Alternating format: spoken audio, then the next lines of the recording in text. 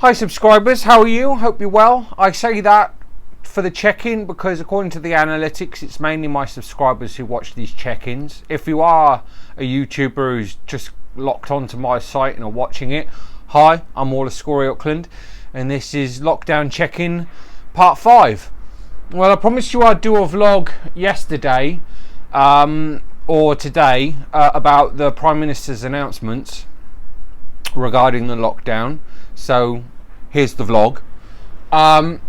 You must excuse me, I've just got out the shower and I'm a bit sweaty.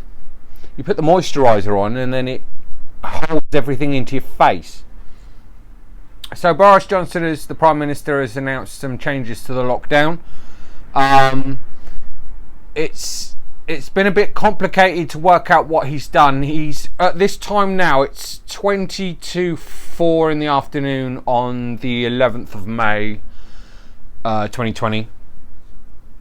The Prime Minister is at this time holding a speech in Parliament where he is addressing the 50-page document regarding the lockdown and how things will proceed from here. There has been a slight easing of the lockdown. You're allowed to go out and exercise unrestrictedly to some degree. You can meet people, but you must socially distance. And you can travel to a place to go out and exercise, but you can't stay. So the Cornish councils and governments were worried that people would take this opportunity to flock to places like the West Country and that would overwhelm their services. And so the rules are you can travel to a place to visit, but you mustn't stay overnight or a long duration. So no staying overnight, you must come home. You're allowed to meet people out in public, but you're not really allowed to sit in a garden with friends and family if you're visiting them. They advise against that. It was a bit confusing when the Prime Minister announced the rules of the lockdown. There was a lot of people saying he didn't know what he was talking about and that he was going for the herd immunity strategy, which is what a lot of people seem to think the British government have quietly been going on about anyway, secretly opting for the herd immunity system. A lot of people, it's upwards of 75% of the population regard the lockdown as important, but I think the rollback is an easing of the restrictions of what we can do, but not too much of a rollback. They're looking at to open some shops, but not hairdressers or beauticians, and not pubs, and maybe not restaurants, but they're looking to open up clothes shops, bookshops, super drugs, places like that, drugstores, and clothes shops. I think I mentioned that. They're suggesting that the kids in primary school years 1 to 6, or maybe just 1 and 6, may go back on the 1st of June, depending on how the situation is and if there has been an explosion in the R rate. The R rate is the rate of infection, and apparently the R rate at the moment is between 0.5 and 0.9, and they worry if it goes over 1.0 to 1.2. So it's at 0.5 to 0.9 at the moment. That's the R rate, and they want to keep that down as best as possible. They've introduced the traffic light it's not a traffic light system, it's more like the anti-terrorism system. Five categories for the to ensure lockdown is a success and that the virus doesn't come back in any main big explosion. So 5 is that the virus is huge and we need to lock down. 1 is there is no more virus in the UK. That's about it really for a rough draft of what the Prime Minister said.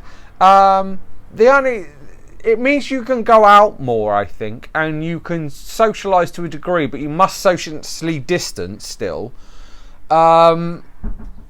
It's interesting to see what they've got planned for the end of May, beginning of June, and if the R rate stays the same as it is, how they'll work into the rollback of the lockdown over the beginning part of June, it still doesn't help me. I still can't. I don't think they're allowing clinics to go back and surgeries to open and you to use mental health services on one-on-one appointments. I don't think they're allowing that yet. I think that's still restricted, so that doesn't help me. But yeah, a lot of people got mixed messages from the Prime Minister's announcement yesterday at 7 o'clock in the evening. The message seemed to be a bit garbled and didn't make much sense and was a bit contradictory. It was like, go to work if you have to go to work and can't work from home, but don't use public transport. If you do use public transport, try and wear a face covering or mask, but try not to use public transport. If you can drive, or if not, cycle or walk. They prefer you to cycle or walk, as I said in the last vlog about the transport announcement. Other than that, it's a bit straightforward and doesn't seem that complicated. As I say, up until the announcement, the details of the document, the 50-page document that was released at 2:30 this afternoon, I think, that it went into more detail and explained it more categorically, more clearly for the news to digest. Because listening to things like LBC all during this morning, they were utterly confused and thought the Prime Minister was just going nuts. He wasn't thinking properly. And a lot of people phoning up were worried about if this would increase the R rate, if there'd be new infections, if we would see this second wave come in. Other than that, it's stay as usual. Stay at home as much as possible. If you have to work. If you can work at home. Try and stay off public transport. If you can't, you wear a mask. You can exercise more. Social distancing of all times. You can... Oh, that was the other thing. You can couple up with another family if you like and share the same space. It's sort of like you can visit them out in public, but you can't mix with them close up. You must still socially distance.